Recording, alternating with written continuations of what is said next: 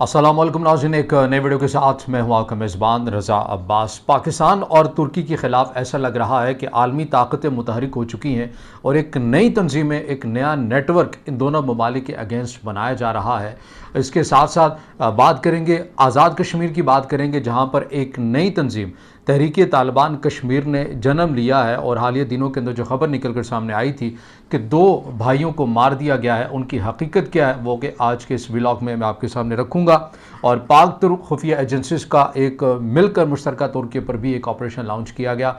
किसके अगेंस्ट किया गया, क्या नताइज हासिल किए गए, ये तमाम तफसीलात आज के इस व्लॉग में शामिल होंगी। मगर उससे पहले आपसे दरख्वास्त के वीडियो को लाइक और चैनल को सब्सक्राइब ज़रूर कीजिएगा। तो बढ़ते हैं मामले की जानिब। पहली खबर डिस्कस कर लेते हैं तहरीक तालिबान कश्मीर की बात हम कर लेते हैं। तहरीक तालिबान कश्मीर एक नया नाम उभर कर हमारे सामने आया है और इसमें सोशल मीडिया के ऊपर बड़ी बातें की जा रही थी कि 2 सगे भाइयों को मार दिया गया है। पुलिस ने ये मारा है। पुलिस तो ज़ाहिर है तस्लीम कर रही थी कि ये हमने कार्रवाई की है, मगर इससे मुतल्लिक एक इबाहम कन्फ्यूजन अभी तक मौजूद है। मैं ये नहीं कहता कि हल होगी, लेकिन अभी तक मौजूद है। पुलिस का ये मौक़िफ़ है कि ये दोनों भाई जो कि अच्छे घराने से ताल्लुक़ रखते, पढ़े लिखे ग्रेजुएट थे, यूनिवर्सिटीज़ से फ़ारिग़ तहसील थे, इनके नेटवर्क से कुछ अफ़गानिस्तान में मौजूद ऐसे ग्रोहों के साथ जो कि पाकिस्तान की रियासत को गैर मुस्तहकम करना चाहते हैं, यानी तहरीक तालिबान पाकिस्तान के साथ इनके रवाबित थे। और तहरीक तालिबान कश्मीर उसी नज़रिए के बिना के ऊपर जो है ये कश्मीर के अंदर एक्टिव हो रही थी और इसे किया जा रहा है। और शनीद ये है कि ये एक्टिव हो भी चुकी है। ये दोनों भाई मिलकर प्लानिंग कर रहे थे मुतादिद चीज़ों की। इनसे पहले भी तफ्तीश का सिलसिला जारी व सारी रहा। उसके बाद पुलिस का ये कहना है कि हम इन्हें गिरफ़्तार करने गए, लेकिन इन्होंने पुलिस के ऊपर धावा बोल दिया और जवाबी कार्रवाई के अंदर ये दोनों भाई मारे गए हैं। और इसके वाज़ेह तौर के ऊपर सबूत हैं जो उनके मोबाइल्स और दीगर चीज़ों से मालूम होता है कि इनके जो तहरीक तालिबान पाकिस्तान है उनके साथ राबते थे। अब तहरीक तालिबान कश्मीर का नैरेटिव क्या है, इसके ऊपर बड़ा ज़रूरी है बात करना। तहरीक तालिबान कश्मीर ये कहती है कि हम लाइन ऑफ कंट्रोल को नहीं मानते हैं, यानी इस तकसीम को नहीं मानते कि एक कश्मीर भारत ने ले लिया है और एक कश्मीर पाकिस्तान ने ले लिया है। हम ये पूरे कश्मीर के लिए जिहाद करेंगे, सो कार्ड जो उन्होंने अपनी तहरीक को नाम दिया है कि हम ये काम करेंगे और दोनों साइड के जो कश्मीर है वो हम अपनी इस मुसल्ला जदोजहद से हासिल कर लेंगे। और उसके लिए हमें मकामी लोगों को साथ मिलाना पड़ा, उन्हें भी मिलाएंगे, वरना हमारा ऑलरेडी एक मरबूत निज़ाम मौजूद है। ज़्यादातर कोशिश ये की जा रही है कि मकामी लोग जो वहाँ के जवान हैं उन्हें अपने साथ इंगेज किया जाए, बेरोज़गारी और इन मसाइल का फ़ायदा उठाते हुए उन्हें अपनी तंजीम के अंदर शामिल किया जाए। अब इसके अंदर आपको ये भी याद होगा कि सोशल मीडिया के ऊपर एक CIA की ऑफिसर, रिटायर ऑफिसर, उनका एक क्लिप बहुत तेज़ी के साथ वायरल हो रहा था। इसी दौरान पाक भारत कशीदगी के दौरान ही ये व्लॉग के अंदर मैं बड़ी अहम एक चीज़ें भी आपके सामने रखूँगा। वो खातून वो कहती हैं कि जो CIA की रिटायर ऑफिसर होती हैं, उन्होंने कहा कि हमारे पास ये इन्फॉर्मेशन मौजूद रही है और अभी तक भी है कि भारत ये चाहता है कि तालिबान के ज़रिए ही कश्मीर के अंदर मज़ीद अनारकी को फैलाया जाए और इसके लिए वो अफ़गानिस्तान का नेटवर्क इस्तेमाल करता है, तालिबान को इस्तेमाल करता है। यानी कि वो TTP की बात कर रही थी, ज़ाहिर है ये भी ख़ुद को तालिबान कहते हैं। अब उसमें मुमकिन तौर के ऊपर अफ़गान तालिबान की भी बात हो सकती है, लेकिन हम तहरीक तालिबान पाकिस्तान तक ही महदूद रहते हैं। तो ये अब वो ख़ुद CIA की एक रिटायर खातून ऑफिसर ये ऑन कर रही है और उससे ये ज़ाहिर नज़र आता है कि ये जो तहरीक तालिबान कश्मीर एक तंजीम बनाएगी है और जो एकदम निकल कर उभर कर सामने आ गई है, ये कहने को तो ये कह रही है कि हमने भारत वाले कश्मीर को भी हासिल करना है, लेकिन दर हकीकत हमें इनकी जितनी भी सरगर्मियाँ हैं ये तो पाकिस्तान के ही आज़ाद कश्मीर के अंदर आपको नज़र आती हैं।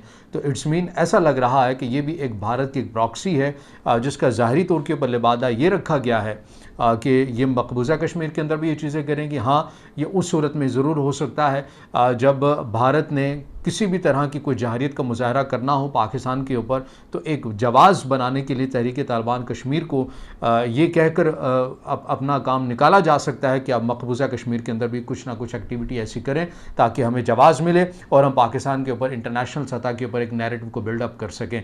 हालांकि तहरीक तालिबान कश्मीर ये खुलेआम उनका जो नैरेटिव सामने आया, उन्होंने तो ये कहा है कि हम पाकिस्तान के आज़ाद कश्मीर में भी अपनी एक्टिविटीज़ जारी रखेंगे और जो भारत के ज़ेर तसल्लुत कश्मीर है वहाँ भी। तो ये अब आपको एक नया महाज रियासती इदारों के लिए खुलता हुआ नज़र आ रहा है। बलूचिस्तान की सूरत हाल आपके सामने है, खैबर पख्तूनख्वा की सूरत हाल आपके सामने है और अब कश्मीर के अंदर भी एक नई तंजीम ने अपने वजूद को ज़ाहिर कर दिया है।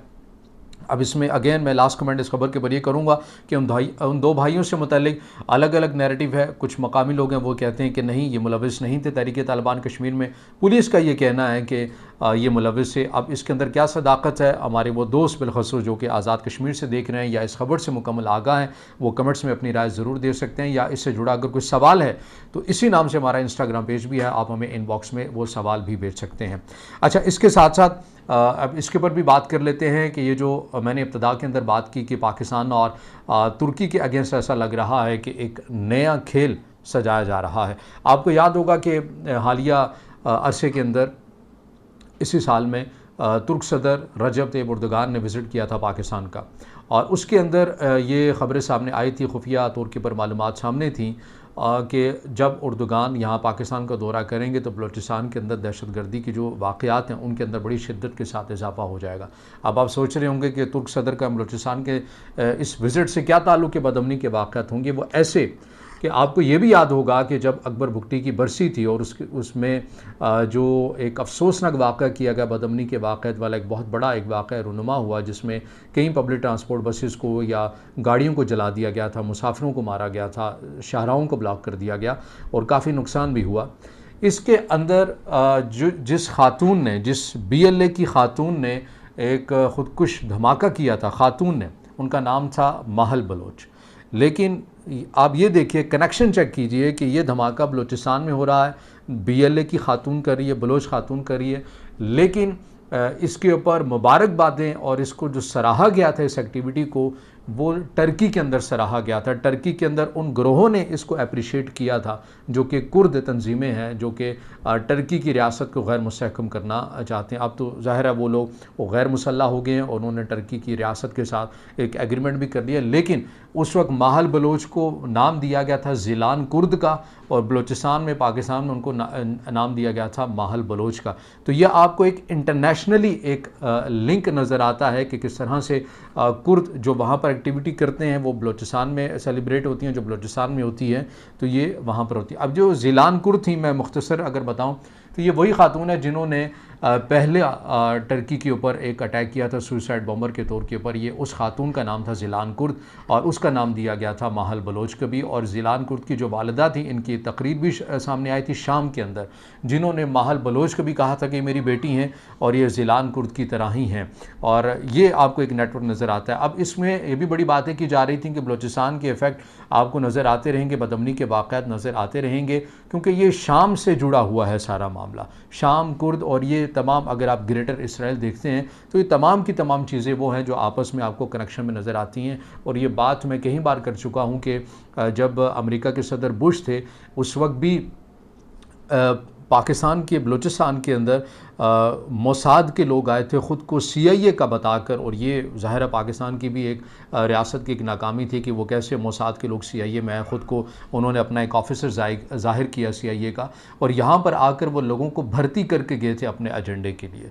तो ये आपको बलूचिस्तान में जो बदअमनी के वाक़यात नज़र आते हैं तो बड़ी तेज़ी के साथ आपको एक एक्सटर्नल फैक्टर भी नज़र आता है। अब ये मैं सारी सूरत हाल आपके सामने क्यों रखी है, क्योंकि अभी हाल ही में टर्की और पाकिस्तान की खुफिया एजेंसी की जानिब से मिलकर एक मुश्तरका कार्रवाई की गई है जिसमें एक इंतहाई शिद्दत पसंद तंजीम का जो अहम कमांडर है उसे गिरफ़्तार किया गया है। उससे मतलब बताया जा रहा है कि वो पहले यूरोप में था, वहाँ से बचा के वो अफ़गानिस्तान आया, अफ़गानिस्तान से वो पाकिस्तान आना चाहता था, जहाँ पर दोनों ममालिक की खुफिया एजेंसीज़ ने मुश्तरका ऑपरेशन लॉन्च करके उसे गिरफ़्तार किया है। और इसके मकसद ये होते थे कि यूरोप के अंदर जितने बड़े बड़े कंसर्न है शोज़ होते हैं म्यूज़िक वगैरह के, उनको ब्लास्ट करना, जैसे मॉस्को के अंदर हमने देखा। और एक अमेरिका के गालिबन बड़े मशहूर पॉप सिंगर हैं स्विफ्ट टेलर, उनके एक कंसर्ट के अंदर भी ये प्लानिंग कर रहे थे 2024 के अंदर, मगर उस हद तक वो कामयाब नहीं हुए। तो ये इस कमांडर का एक मकसद था और ये बड़ा मतलूब था टर्की को, और टर्की के अंदर इसने मुतादिद कार्रवाइयाँ भी कर रखी थी। तो ये आपको एक पूरा एक्सेस नज़र आ रहा है उन ताकतों का भी जो टर्की के अंदर पाकिस्तान को और पाकिस्तान को भी गैर मुस्तहकम करना चाहते हैं, टर्की के अंदर भी कुछ ना कुछ एक्टिविटीज़ करना चाहते हैं। और टर्की और पाकिस्तान मिलकर इस नतीजे के ऊपर पहुँचे हैं कि हमें खुफिया एजेंसीज़ के एक मरबूत नेटवर्क आपस में भी बनाना होगा ताकि ऐसे अनासिर अगर वो हमारी सरजमीन में हैं या सरहद के आसपास हैं तो उन्हें गिरफ़्तार किया जा सके, और अगर BLA से वाबस्ता लोग टर्की के अंदर हैं या आसपास की सरहद में या फिर शाम के अंदर हैं तो फिर उन्हें भी गिरफ़्तार किया जा सके। तो ये अब तक की अपडेट है। जो आपके सामने रखी हैं। अगर आप समझते हैं कि वीडियो मालूमाती है आपके लिए तो फिर इसे ज़रूर लाइक भी कीजिएगा, दोस्तों तक शेयर कीजिएगा, कमेंट्स में ज़ाहिर ख्याल कीजिएगा और चैनल को सब्सक्राइब ज़रूर कीजिएगा।